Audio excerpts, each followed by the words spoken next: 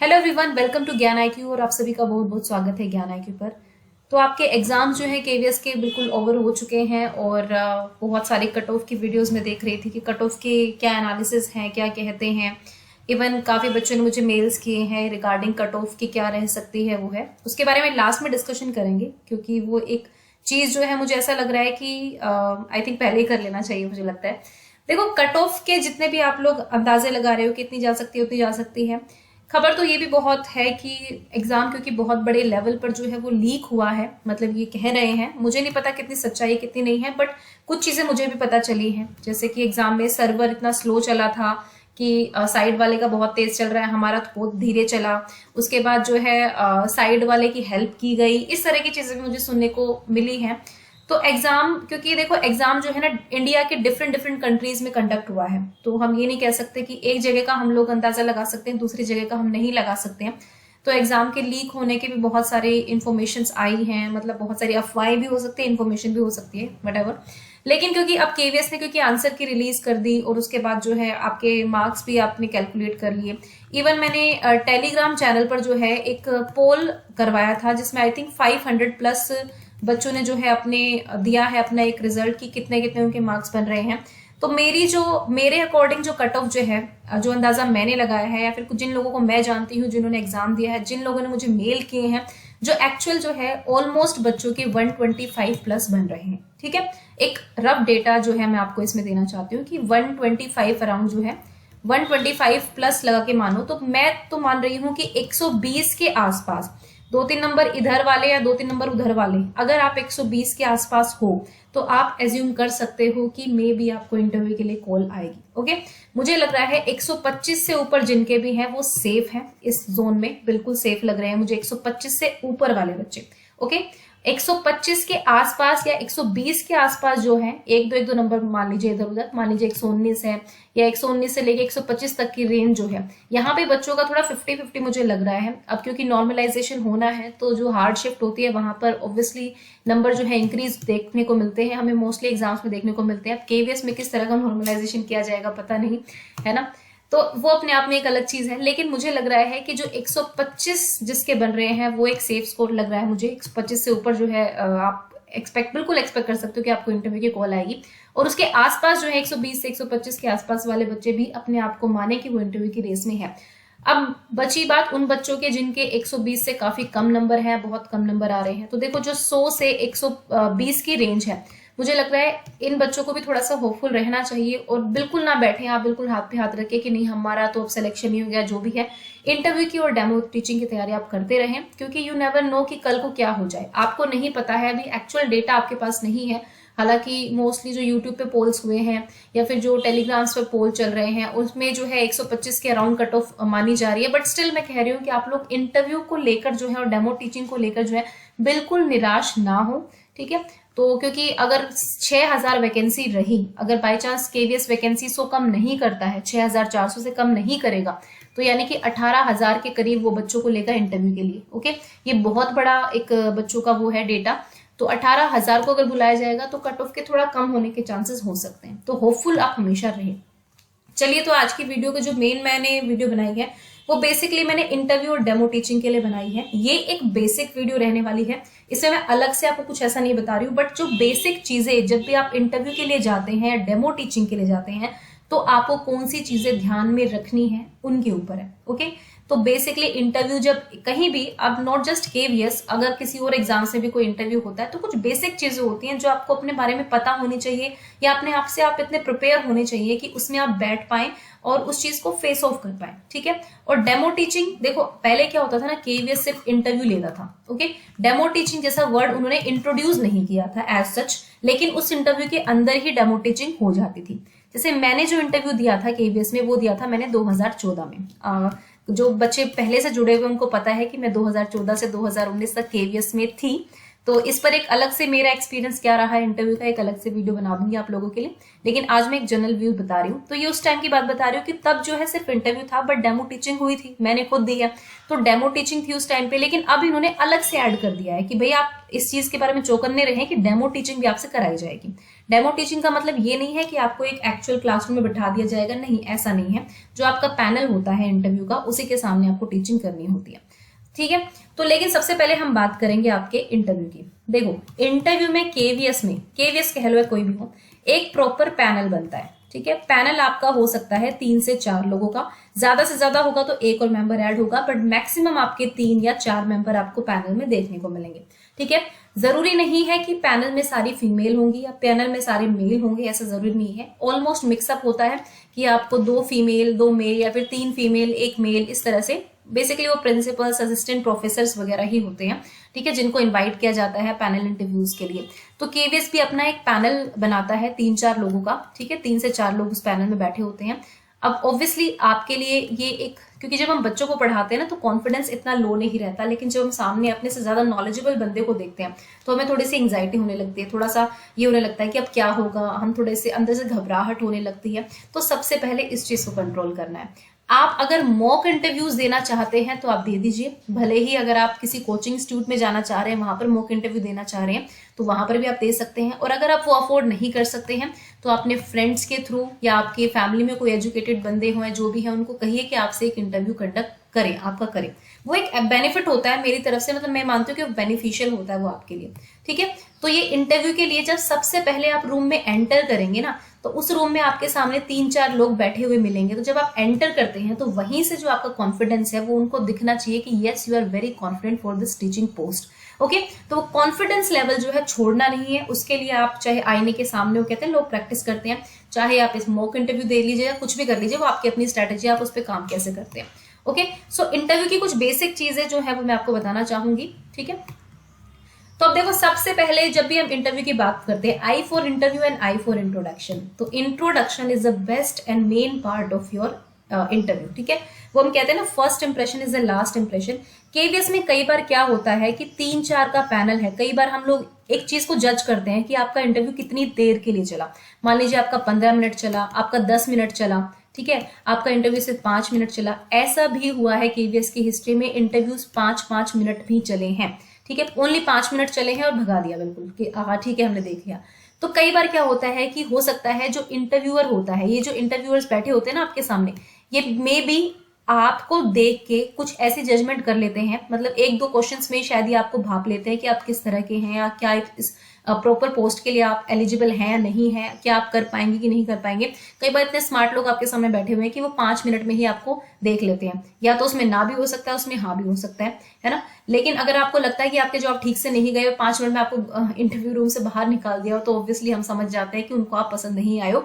लेकिन स्टिल मैंने कहा ना, जब आप एंट्री करोगे तो आपका जो कॉन्फिडेंस लेवल है वो अच्छा होना चाहिए, एक घबराया हुआ ऐसा इंसान वहां पे नजर नहीं आना चाहिए, ठीक है। दूसरी चीज है इंट्रोडक्शन। इंट्रोडक्शन जो है वो आपको खुद से ही देना होता है। एक्चुअली जब आप इंटरव्यू उसमें एंटर करते हैं तो जैसे ही आप आते हैं सामने से, तो कोई आपको कहेगा प्लीज टेक योर सीट करके, जो भी बोलेगा तो आप बैठ जाएंगे। उसके बाद जो है वो आपसे आपके बारे में पूछेंगे कि आप अपने बारे में बताइए। मतलब मोस्टली इंटरव्यूज में ये होता है कि जनरल एक क्वेश्चन होता है कि आप अपने बारे में बताइए।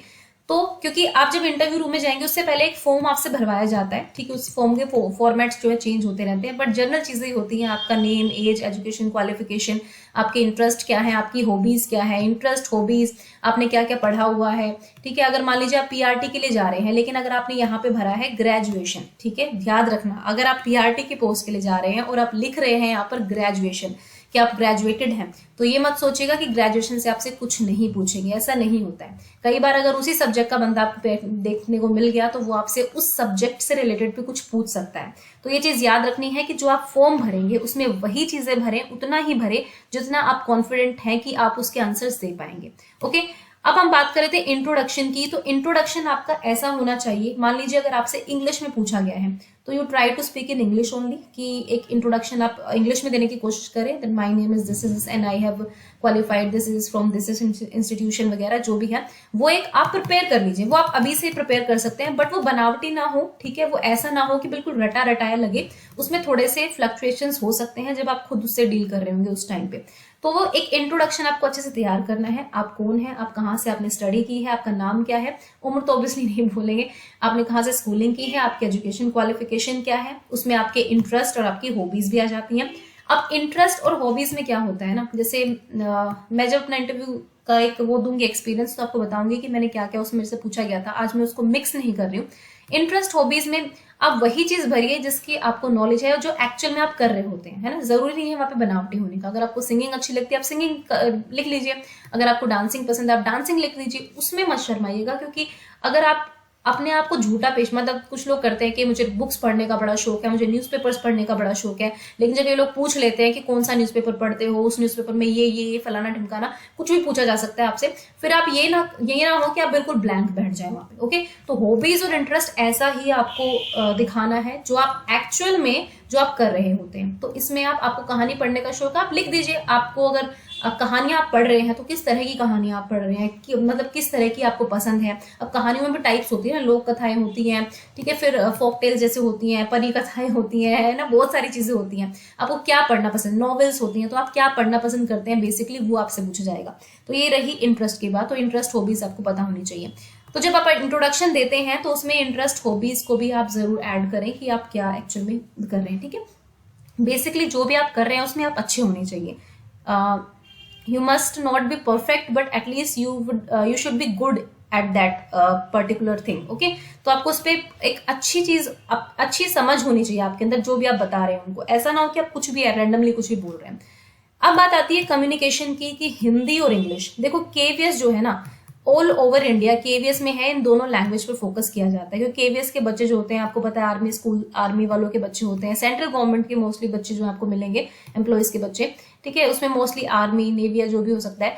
लेकिन केवीएस का फोकस जो है हमेशा हिंदी इंग्लिश दोनों लैंग्वेजेस पर होता है। और केवीएस के स्कूल्स में अगर आप जाएंगे तो इंग्लिश भी बहुत बेटर मिलती है वहां पर, बच्चों की भी और टीचर्स की भी। तो इंग्लिश में ऑब्वियसली अब आपसे एक्सपेक्टेड है आपसे कि आपको इंग्लिश भी आती हो, और आपसे ये भी एक्सपेक्टेड है कि आपको हिंदी भी आती है। अगर आप एक नॉन हिंदी स्पीकर स्टेट से हैं तो थोड़ा सा आपको हिंदी को इम्प्रूव करने की बिल्कुल जरूरत है। और अगर आप हिंदी स्पीकर स्टेट से हैं तो इंग्लिश को भी थोड़ा ठीक से कर रखिएगा। आप बिल्कुल हिंदी में मत होइएगा और बिल्कुल इंग्लिश में मत होना जरूरी आपको नहीं है। लेकिन अगर आपके पैनल वाले आप कहते हैं कि रेस्ट्रिक्ट टू इंग्लिश ओनली, ऐसा हुआ है, मेरी खुद की फ्रेंड के साथ हुआ था कि जब उसने इंटरव्यू दिया था, 2014 की बता रही हूँ, जब उसने इंटरव्यू दिया था तो उसको बोला गया था कि please restrict to English only. उसने मतलब उसने कोशिश की कि वो हिंदी में बात करे, बट उस टाइम पे उसको रेस्ट्रिक्ट कर दिया गया कि आपको सिर्फ इंग्लिश में ही बोलना है। तो हालांकि उसकी कम्युनिकेशन काफी अच्छी थी, तो उसने इंग्लिश में ही जवाब दिए, ठीक है। और अब डिपेंड करता है, again it depends on your panel, कि आपका पैनल किस तरह का है, वहां के लोगों का एटीट्यूड किस तरह का है, तो वो डिपेंड करेगा। लेकिन आप कोशिश करिएगा कि आप बाइलिंगुअल रहें, मतलब आप हिंदी स्किल्स भी आप दिखा सके और इंग्लिश भी। लेकिन अगर वो इंग्लिश में पूछ रहे हैं तो आप इंग्लिश में जवाब देने की कोशिश करें, लेकिन अगर वो हिंदी में पूछ रहे हैं तो आप हिंदी में ही जवाब दें। मैं ये आपको एक सजेशन दूंगी कि अगर वो हिंदी में पूछ रहे हैं ना, आप लगातार इंग्लिश ही बोले जा रहे हैं, वो भी एक अच्छा इंपैक्ट नहीं जाता है। तो वो जिस भी लैंग्वेज में आपसे क्वेश्चन करने की कोशिश करें, आप उसी लैंग्वेज में आंसर दें, तो वो वेल एंड गुड आपके लिए होगा, ठीक है। तो ये एक मेरी तरफ से सजेशन रहेगा आपको कि कम्युनिकेशन स्किल्स जो है वो आपकी बहुत अच्छी होनी चाहिए। वहां पे आप बैबलिंग स्टैमरिंग करेंगे ज्यादा तो वो एक गलत इम्पैक्ट एक्चुअली जाता है। तो वो आपको कॉन्फिडेंस होना चाहिए, है ना। मतलब मैं तो कह रही हूँ कि अपने मन में एज्यूम करके जाना कि सामने जो बैठे हैं बेसिकली आप एक बच्चों की क्लास है और आप वहां पर एक तरह का वो कर रहे हैं। ओके, तो मतलब ये है, ऑब्वियसली उस टाइम पे हम थोड़े से नर्वस तो हो ही जाते हैं, वो सारी चीजें होती हैं। और इन इंग्लिश और हिंदी लैंग्वेज अपने आप में बहुत इंपॉर्टेंट है केवीएस में। तो आप बिल्कुल ये एक्सपेक्ट मत कीजिएगा कि आप बिल्कुल दोनों में ब्लैंक होके जाएंगे, बिल्कुल नहीं। इवन हिंदी में वर्णमाला तक पूछ ली जाती है, लाइंस पढ़वाई जाती हैं आपसे कि इसको क्या पढ़ेंगे, इसको क्या पढ़ेंगे, उसको क्या पढ़ेंगे। तो ये चीजें हिंदी को भी आपको मतलब अंडर एस्टिमेट नहीं करना है। और इंग्लिश तो फिर हम सब लोग उसको, मतलब I am also not very fluent speaker of English, but I can still speak in English very well. If somebody asks me something in English, I can totally answer that question in English language also. But आपको मतलब obviously मैं भी एक government school से पढ़ी हूँ, लेकिन कोशिश मैं हमेशा करती हूँ। तो वो कोशिश भी अगर आप दिखाएंगे किसी को तो वो भी आपका एक इम्पैक्ट जो है अच्छा जाता है। ओके, तो ये मेरी तरफ से ये कुछ बेसिक चीजें हैं जो आपको हमेशा ध्यान रखनी है जब भी आप इंटरव्यू में जाते हैं। फिर तो भाई इंटरव्यू उसी तरह से बढ़ता है जिस तरह से ये लोग आपसे पूछे जाएंगे। जैसे ही जो जो ये क्वेश्चन करे जाएंगे, हाँ ये एक चीज होती है, 3-4 लोग बैठे हैं तो 3-4 लोग एक पता है क्या होता है कि 3-4 लोगों का जो फील्ड है वो अलग अलग होता है। एक एजुकेशन से होगा, एक सब्जेक्ट से हो सकता है, एक प्रिंसिपल होगा तो मैनेजमेंट को दिखा सकता है, मतलब ये पूछ सकता है कि हाँ भाई इस मैनेजमेंट कैसे करेंगे आप, मतलब कि अगर आप एक टीचर हैं, बच्चों के साथ क्लासरूम डिसिप्लिन कैसे रखेंगे, ये कैसे करेंगे, वो कैसे करेंगे। क्वेश्चनिंग किसी भी तरीके की हो सकती है। बिल्कुल भी जरूरी नहीं है कि आपसे सब्जेक्ट नॉलेज पूछी जाएगी। हो सकता है कि आपका इंटरव्यू बिल्कुल जनरल हो, बिल्कुल जनरल, और हो सकता है कि आपके इंटरव्यू में थोड़ा सब्जेक्ट को इंपॉर्टेंस दी जाए। तो दोनों ही पर्सपेक्टिव से आपको अपने इंटरव्यू की तैयारी करनी है। कि लेकिन एक चीज मैं आपको बोलना चाहूंगी कि जो भी आपका ग्रेजुएशन का सब्जेक्ट होता है वो बहुत इंपॉर्टेंट होता है, क्योंकि उसी सब्जेक्ट से रिलेटेड ये लोग आपसे कुछ भी पूछ सकते हैं अगर वो भी उस फील्ड के हुए तो। ओके, ज्यादा डीप पे नहीं पूछेंगे, बट स्टिल आपको एक नॉलेज होनी चाहिए।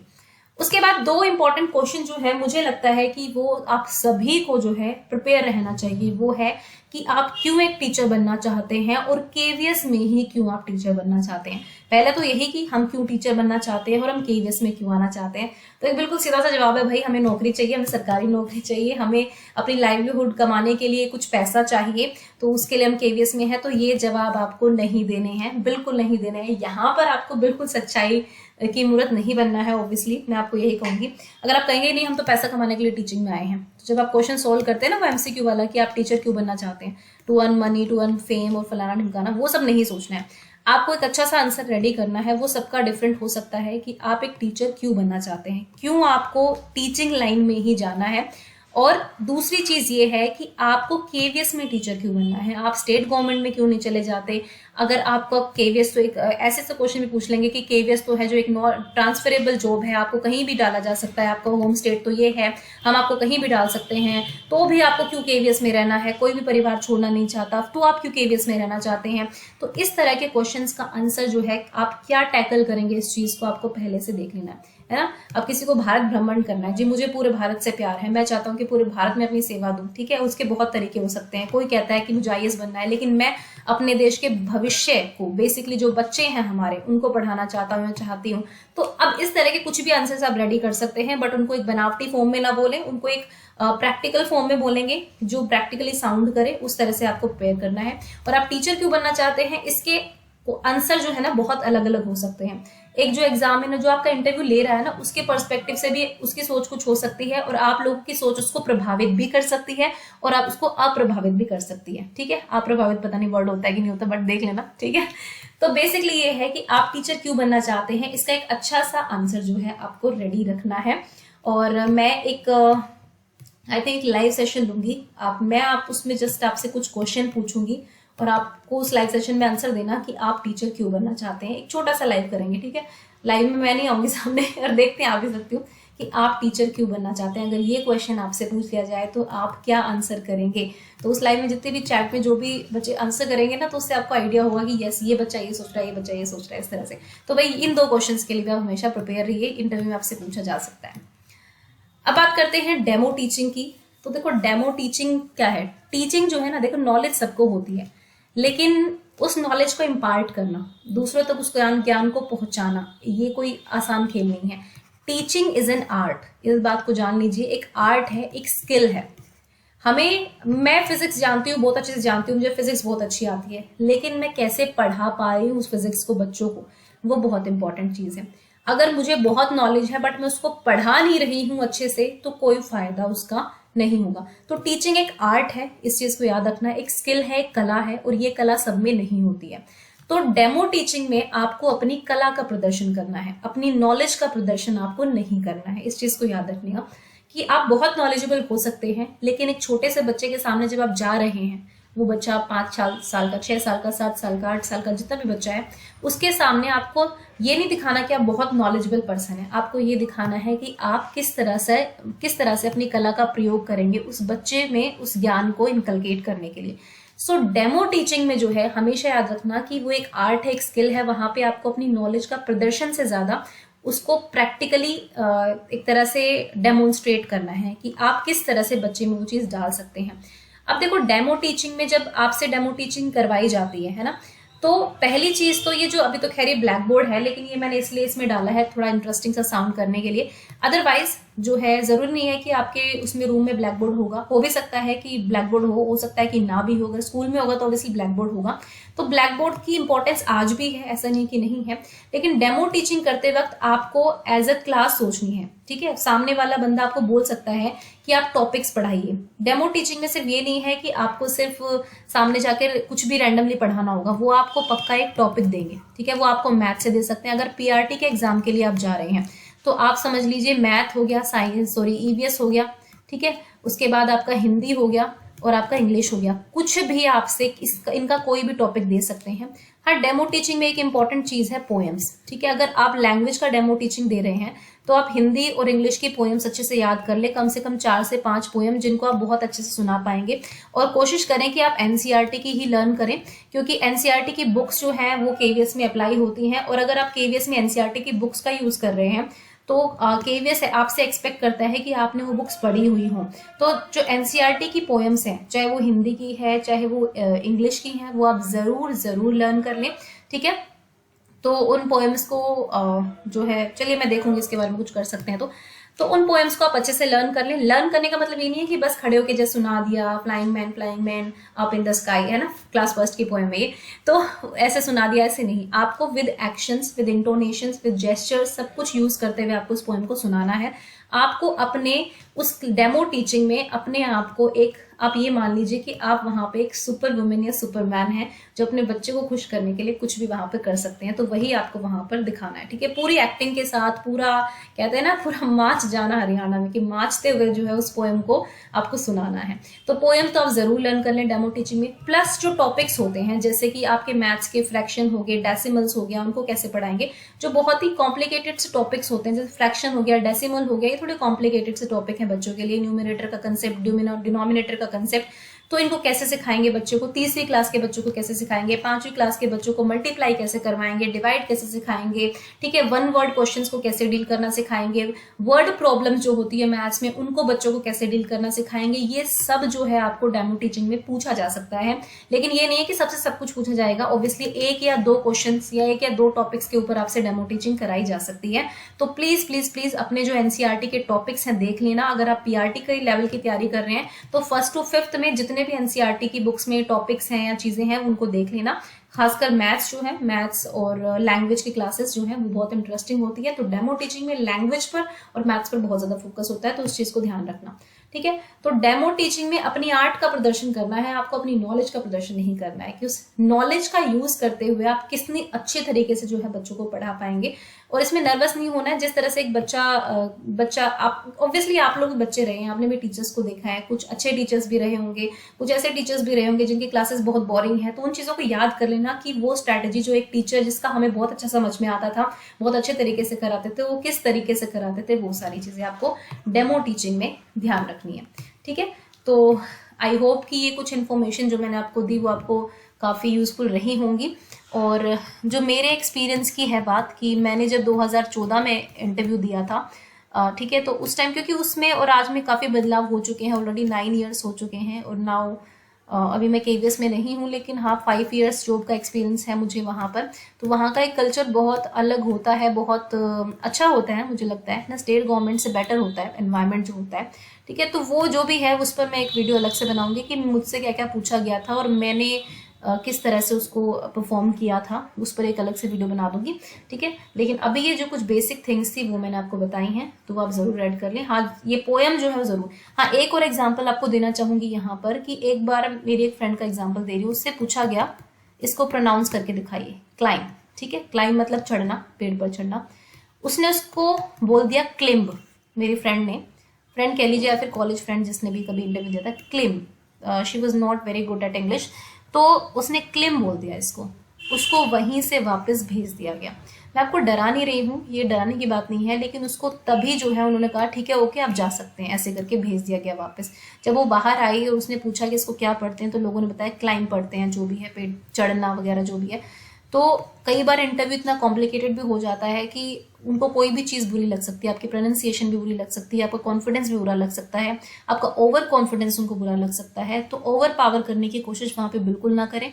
तो ये कुछ इंपॉर्टेंट टिप्स हैं, ठीक है। और जो अपना एक्सपीरियंस शेयर करूंगी तो उसमें 1-2 एक्सपीरियंस को और शामिल करूंगी, जो 2-4 लोगों से और पूछूंगी, ठीक है, जिन्होंने भी अभी भी रिसेंट इंटरव्यू दिए होंगे या जो भी है, तो उस आधार पर जो है अगले वीडियो होगी। तो ये आपके सामने कुछ बेसिक चीजें थी जो डेमो टीचिंग और इंटरव्यू को लेकर थी। आई होप आपको ये पसंद आई होगी, and thank you for watching ज्ञान IQ।